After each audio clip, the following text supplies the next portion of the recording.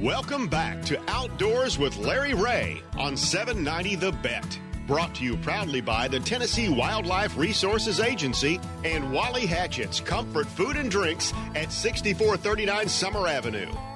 Hey, good Saturday morning. Welcome back to Outdoors with Larry Ray. Yes, Frank Barton is my co-host. He's anxiously listening to this next segment because we're both proud of this young man. We were there in the aluminum boat on the Mississippi River when he got his start. Now he's won $18,000 million and has worn only 2 hats during that time. But I wanted to take a break this morning. Everybody is on a journey. Everybody's journey is different. My journey as I deal with cancer is different from Hoot Hazelgrove's journey as he deals with cancer, sitting over there across from me. But I don't get to go to church anymore. I'm home. I don't get to go to fellowship and everything, but I have become addictive, and this is a good addictive to church on another way, and it is fishing church. And when I'm available on Sunday mornings before a Major League Fishing event, I know that they're going to have church, and I know that my good friend Mark Rose or Alton Jones Sr. is going to have fishing church. And so I wanted to talk to Mark Rose this morning on Outdoors with Larry Ray, not necessarily about fishing techniques, even though Mark has had a really wonderful career. I'm so proud of him and everything. But at the same time, I'm proud of his conviction to God and that he takes time to do this. So we're going to talk fishing church right now on Outdoors with Larry Ray. And we got Mark Rose on the line with us. Good morning, Mark. Hey, good morning, guys. How are y'all? We're all doing good. Frank's listening in, as he always is. You going to say hello to Frank? Hello, Mark. There he is. Okay. There's Frank. Hey, Frank. All right. Well, let's talk about this, Mark, because you're a busy man. I don't know how many miles a year you travel and things. What was the important thing about doing this on at the tournaments? Well, what fishing church is, Larry, it's basically church for all the anglers, the service crews, the boat officials, the staff of Major League Fishing. We're all pulled away from our home churches. Right. And traditional church has been a big part of my life, and it's something that I do with my family, and it's how I get fed. It's important to of course, pray and read Bibles, all that kind of stuff, but fishing church is just a staple in my life.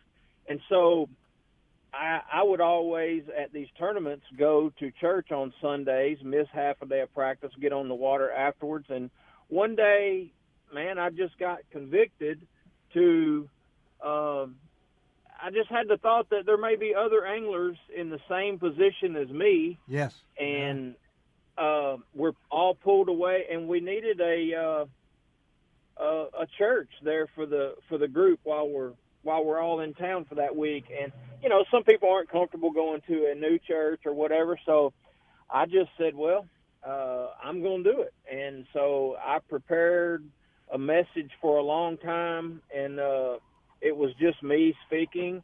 And then since then, fishing church has really grown. I've made it a point to, on every one of them now, do it on my Facebook page live. Yes. And I share it on Instagram and Facebook and all my social channels. And so we do that so that the other anglers that may not be in the same, we fish in groups in Major League Fishing. And right. There's another group of anglers that may not want to show up for the fishing church in person, but yet they can sit there in their hotel room and still worship with us, Watch it, yeah. And so they may not be there in person, but they're there with us. So that's what it is. And, I've been blown away at how many people all across the country, whether they're traveling to a softball tournament or a horse show or whatever, these kids, there's a lot of events going on a Sunday, or maybe vacationing or whatever, in the same situation, and they tune in to our fishing church. They do. So it has really got a loyal following. It's grown, and that's what fishing church is, and we do it at every event on Sundays. Every Major League Fishing event, and you've your audience now has expanded. As I watch it on Sunday mornings, and I get it on my phone, and I watch it. I can see all the comments. I throw in a comment, and I know those. Do you have any idea how many people may watch this? Man, it gets lots of thousands of views there every time.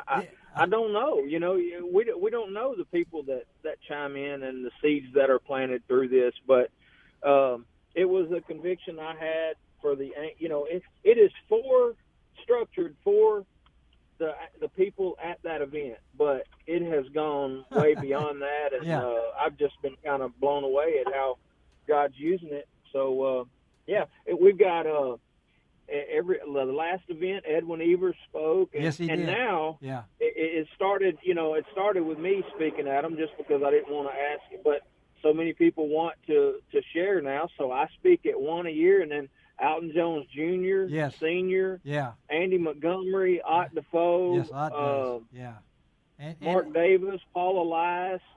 There's so many people that, and that list is growing. So and it's not long. It's not long. You guys compact it. You have a little scripture and things like that. And you can see the crowd. And so I know.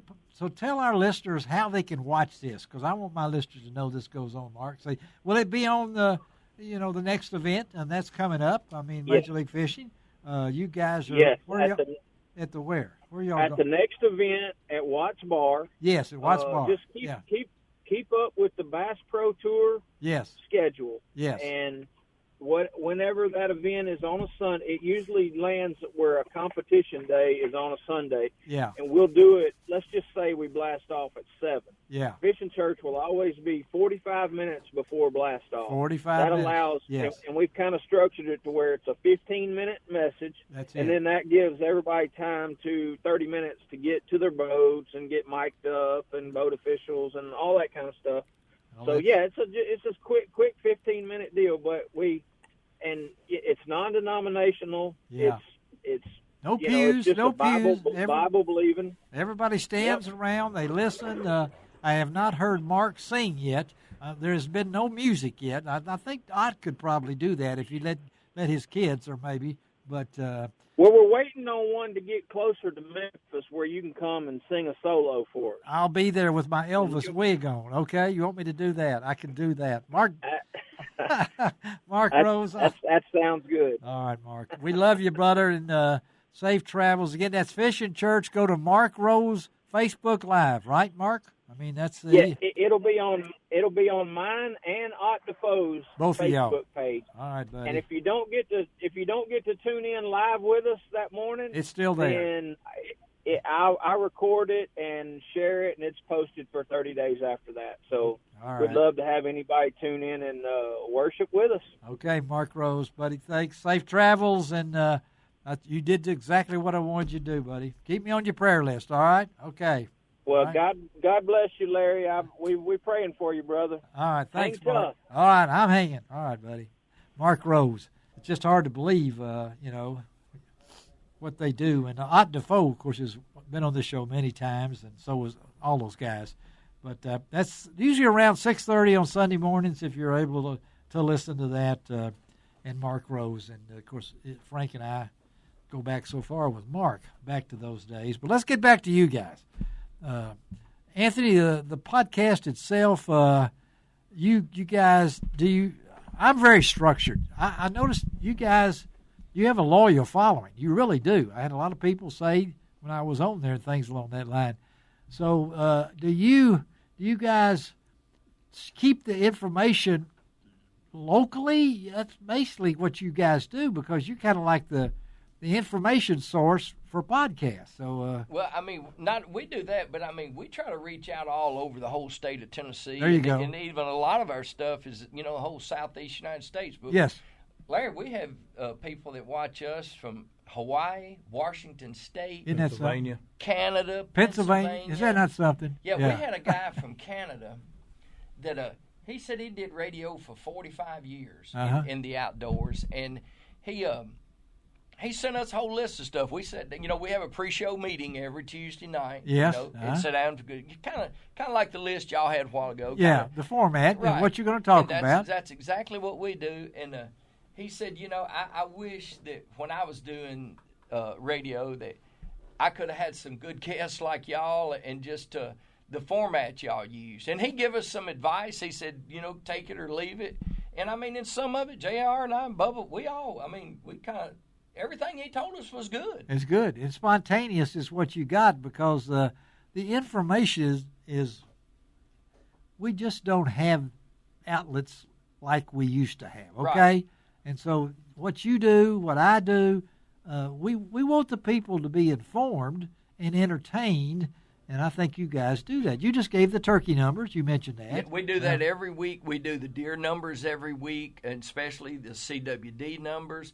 But I tell you, I guess I'm speaking for myself. I'm not going to speak for JR, but some of our favorite shows is when, like, the new regulation book comes out, whether it be fishing or hunting, more so with hunting. Oh, yeah. But we do the entire show, and we cannot even answer all the questions. My cousin Janet Murphy, she's kind of like our producer. She is, Janet.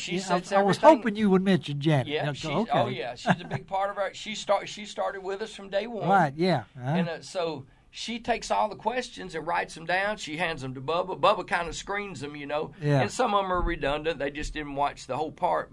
And that's what we do, and then we answer them and then anything we don't answer, just like the other night, we had a bunch, and we stuck them right back in the box. That'll be the first ones we answer next week. Very informative podcast that I try to watch as much as I can. But anyway, all right, time to take a break. Frank, I'm going to let you introduce the last segment. Could you do that for me? I'll try. Okay. What do you mean you'll try? I'll try. If you don't, I'll let Hoot do it. So watch it now. That might be a lot of fun. That will be fun. Yeah, we'll talk about bow hunting. No, we won't. No. All right, let's take a break on Outdoors with Larry Ray and be right back.